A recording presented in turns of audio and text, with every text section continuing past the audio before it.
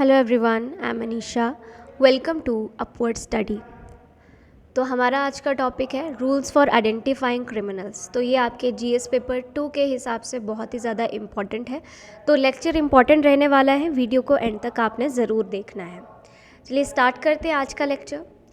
So basically पहले हम बात करेंगे कि रिसेंटली नोटिफाइड रूल्स जो है आपके CRPC के यानी क्रिमिनल प्रोसीजर एक्ट 2022 ये क्या बताता है और इसके क्या मिसयूज़ हो सकते हैं। तो क्रिमिनल्स को या कन्विक्ट्स को जो आइडेंटिफाई करने के रूल्स हैं ये बताया जा रहा है कि 100 साल पुराने हो चुके हैं। ठीक है, तो अभी इन रूल्स को जो है वो चेंज करने की ज़रूरत है, पर सरकार ने चेंज किया और बदलाव लाते ही यहाँ पर जो है वो इसके ऊपर डिबेट एंड डिस्कशन स्टार्ट हो गया, क्योंकि इनका मिसयूज़ हो सकता है, उसके काफ़ी ज़्यादा स्कोप यहाँ पर है। तो डिस्कस करते हैं इन सब इम्पॉर्टेंट पॉइंट्स को।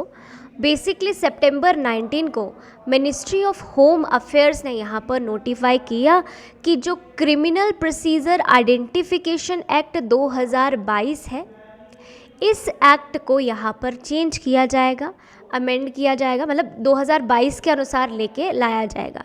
सॉरी, ये जो पहले आपका चलता है आइडेंटिफिकेशन, ये 1920 के एक्ट के तहत चलता है और अब 2022 में इसे बदलने की कोशिश जो है वो की जा रही है। ठीक है, तो बोल रहे हैं कि ये जो NCRB है किसके अंडर आता है? NCRB याद रखना है आपको, आपका मिनिस्ट्री ऑफ होम अफेयर्स के अंडर आता है। अच्छा, कमेंट बॉक्स में आपने मुझे NCRB के बारे में जो है वो कुछ बेसिक जानकारी देनी है। ठीक है, तो ये आपने जो है वो रिसेंटली आपको पता है कि NCRB की रिपोर्ट भी आई है, तो उस रिपोर्ट के तहत यहाँ पर सबसे ज़्यादा क्राइम कहाँ होते हैं वो भी आपने मुझे बताना है। ओके, ऑल ओवर कैटेगरी में बता रही हूँ, और विमेन के लिए की कैटेगरी में सबसे ज़्यादा क्राइम कहाँ होते हैं वो भी आपने मुझे कमेंट बॉक्स में यहाँ पर बताना है। सो बेसिकली NCRB जो कि मिनिस्ट्री ऑफ होम अफेयर्स के अंडर आता है, ये टॉप एजेंसी है जो कि डेटा को प्रिजर्व करके रखती है, जो भी अरेस्टेड पर्सन होते हैं, और इस डेटा को ही रिलीज़ किया जाता है जिसे हम NCRB की रिपोर्ट बोलते हैं। तो स्टेट गवर्नमेंट्स जो हैं वो भी अब इस डेटा को स्टोर कर सकेंगी, और यहाँ पर क्या करना पड़ेगा इनको यहाँ पर compatible application program interfaces provide करवाने होंगे ताकि ये डेटा को ले सके और उसका रिकॉर्ड और मेंटेनेंस कर सके। अब ये जो नोटिफाइड आपके रूल्स हैं ये बताते हैं कि जो भी सैंपल हैं जो डिटेन्ड हैं अंडर प्रिवेंशन सैंक्शंस, जैसे कौन कौन से आपका सेक्शन 107 हो गया, 108 आ गया, 109 हो गया, ठीक है, या 110, 144, 145, 151 अंडर CRPC एक्ट, इसके तहत जो भी आते हैं इनको यहाँ पर देखा जाएगा, और इनके लिए जो भी ऐसे पर्सन होंगे जो चार्ज्ड होंगे या अरेस्टेड होंगे या इनका कोई भी कनेक्शन होगा अदर ऑफेंस पनिशेबल के साथ में, ठीक है, या किसी अदर लॉ के हिसाब से, तो इनका जो डेटा है वो लिया जाएगा। ये चीज़ यहाँ पर बोली जा रही है। ठीक है, तो सेम चीज़ है कि 2022 में ये जो रूलिंग जो यहाँ पर जो है वो गवर्नमेंट इसको नोटिफाई किया कि यहाँ पर ये सब चीज़ें जो है वो लाई जाएंगी, क्योंकि पहले जो हम आइडेंटिफिकेशन करते थे वो बहुत पुराने हिसाब से था। तो हम पहले किस एक्ट के तहत चलते थे? ये था आपका आइडेंटिफिकेशन ऑफ प्रिजनर्स एक्ट 1920 के तहत हम यहाँ पर चलते थे। तो 1920 यानी कि कॉलोनियल इरा का जो है वो रूल है, और ये इसको 100 साल पुराना ये जो है वो हो चुका है, और इसके तहत हम सिर्फ फिंगर इम्प्रेशंस लिया करते थे, फुटप्रिंट्स लिया करते थे, या फोटोग्राफ्स हुआ करती थी कन्विक्टेड पर्सन की। पर अब यहाँ पर ठीक है, जो भी नॉन कन्विक्टेड पर्सन होंगे उनका, या अरेस्टेड पर्सन्स होंगे, जो मजिस्ट्रेट अगर ऑर्डर करेगा तो उनका ये सब डेटा जो है वो लिया जाता था। फिर अब पार्लियामेंट में बिल लेकर के आया और बोला हमें यहाँ पर कुछ मेजरमेंट टेक्निक्स की ज़रूरत पड़ेगी, क्योंकि उस समय 1920 के दौरान में कंट्री में इतनी सारी चीज़ें, इतनी टेक्नोलॉजी की डेवलपमेंट हुई नहीं थी, उस हिसाब से ये रूल सही था। पर अब हमें नए रूल्स की ज़रूरत है, क्योंकि टेक्नोलॉजी बहुत डेवलप हो चुकी है और हमें नए रूल्स की जो है वो ज़रूरत पड़ सकती है। तो यहाँ पर बोला कि ये जो भी चीज़ें होंगी, जो हेड कांस्टेबल होंगे वो यहाँ पर क्या क्या चीज़ें मेज़र कर सकते हैं, फिंगरप्रिंट्स रहेंगे, पाम प्रिंट्स रहेंगे, फुटप्रिंट्स होंगे, फोटोग्राफ्स रहेंगे। उसके अलावा आइरिस एंड रेटिना स्कैन भी आपका होगा। फिजिकल बायोलॉजिकल सैंपल्स लिए जाएंगे एनालिसिस के लिए।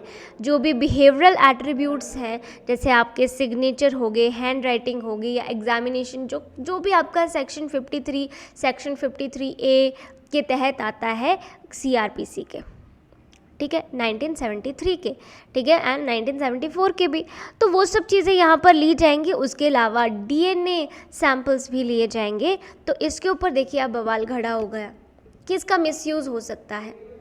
देखिए कैसे मिसयूज़ हो सकता है। पहली बात कि ये तो जो है ये आपका अनकॉन्स्टिट्यूशनल है, ये यहाँ पर ऑपोजिशन ने इसको बोला है। क्यों?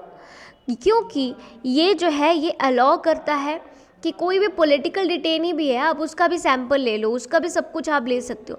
तो इसका कितना मिसयूज़ हो सकता है। हम एक तरफ बोलते हैं कि प्राइवेसी जो है वो यहाँ पर होनी चाहिए, यहाँ पर हम डेटा ले रहे हैं, ठीक है। तो यहाँ पर बोल रहे हैं कि जो भी प्रिवेंटिव सेक्शंस हैं आपके 107, 8, 9, 10, 44, 45, 51 CRPC के, इनके तहत तो बोला जा रहा है कि ऐसी चीज़ों को तब तक नहीं लिया जाता था जब तक कोई पर्सन चार्ज या अरेस्टेड नहीं होता या उसका कनेक्शन नहीं होता था किसी भी लॉ के द्वारा, ठीक है। तो बोले कि order to give security of his good behavior for maintaining peace under section 117 of the said code of proceeding under the said section, कि उस तरह से ही वैसे ही proceeding जो है वो चले जाएंगे। ओके तो बोल रहे हैं कि क्या who will be the repository of the data, कि यहाँ पर कौन इसको लेगा। तो बोल रहे कि जो NCRB है under MHA means ministry of home affairs, ये वन स्टॉप एजेंसी है जो डेटा को प्रिजर्व करती है, बगैर स्टेट गवर्नमेंट्स भी इसको ले सकती हैं अगर यहाँ पर कंपैटिबल एप्लीकेशन प्रोग्रामिंग इंटरफेसेस इनके पास में है तो ये भी इस डेटा को ले सकते हैं। तो सोचिए मिसयूज़ किस हद तक यहाँ पर इसका हो सकता है, ठीक है।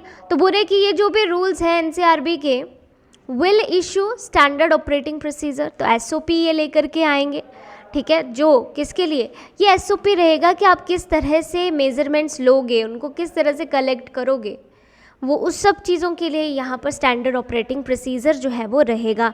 इसके लिए क्या क्या स्पेसिफिकेशंस होंगी, कौन कौन सी इक्विपमेंट या डिवाइसेस का यूज़ किया जाएगा, digital physical format of measurement ली जाएंगी, किस तरह से सब चीज़ें होंगी वो यहाँ पर देखा जाएगा, ठीक है।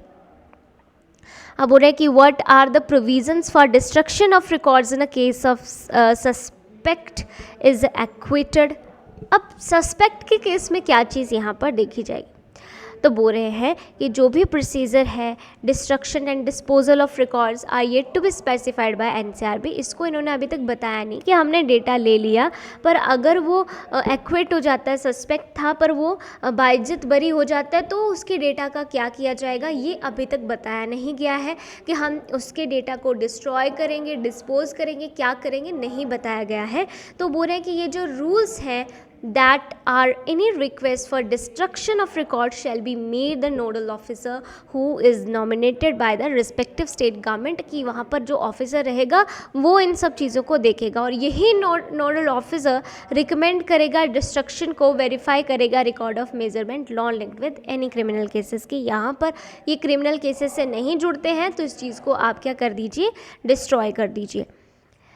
तो देखिए ये था आपका न्यू प्रोसीजर जो कि बहुत ज़्यादा बवाल में बने हुए हैं। आई होप आपको आर्टिकल समझ में आया होगा। इन केस कोई चीज़ रह जाती है तो कमेंट बॉक्स में मुझे आप बता सकते हैं, प्लस आप वीडियो को लाइक करके भी अपना फीडबैक दे सकते हैं। साथ में अगर चैनल को सब्सक्राइब नहीं किया है तो चैनल को सब्सक्राइब भी कर लें। देखिए PDF अगर आपको लेक्चर की चाहिए तो PDF जो है वो आपको हमारे टेलीग्राम चैनल पर मिलेगी, जो कि आप हिमाचल प्रदेश सिविल सर्विसेज करके सर्च करेंगे या फिर आप हिमाचल या फिर आप अपवर्ड स्टडी करके सर्च कर सकते हैं। अपवर्ड स्टडी वहाँ पर आपको जो है वो ये मिल जाएगा। ओके।